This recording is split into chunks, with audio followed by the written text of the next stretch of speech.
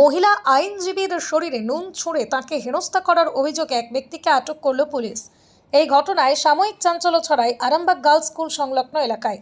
আরামবাগ মহকুমা আদালতের আইনজীবী ইন্দিরা চন্দ্র জানান, প্রতিদিনকার মতোই আজ সকালেও তিনি কোর্টে যাওয়ার উদ্দেশ্যে বেরিয়েছিলেন।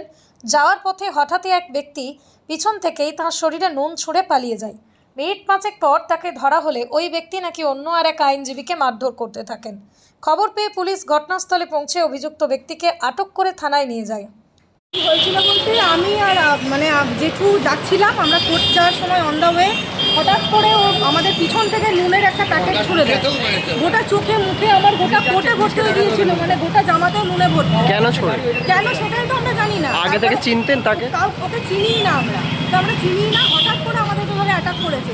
তারপরে হাওয়া এখান থেকে কিছুক্ষণ পরে মিনিট পাঁচেক পরে আমরা যখন খুঁজছি তখন দেখছি পিছন থেকে ঘুরে ঘুরে আসছে। তারপরে পিছনে আরেকজন আমাদের উকিলবাবু ছিলেন, উনি ওনাকে রেকগনাইজ করেন যে হ্যাঁ ওই ছেলেটি করেছে।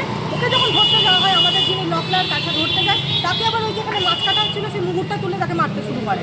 পুলিশকে জানিয়েছিলেন? পুলিশ তো এসছে, স্পটে নিয়ে গেছে তাকে? নিয়ে গেছে। এটা কোন জায়গায় হয়েছে? এটা তো আমাদের গার্লস স্কুলের সামনে। দাদা নুন ছুড়লেন কেন? নুন ছুড়লেন কেন দাদা? নুন ছুড়লেন কেন দাদা?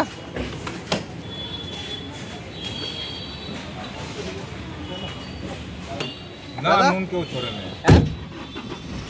ফাঁসানো হয়েছে, সত্যতা ফাঁসানো হয়েছে। কি হয়েছিল? সত্যতা আছে, ফাঁসানো হয়েছে আমাকে। কিছু হয়নি।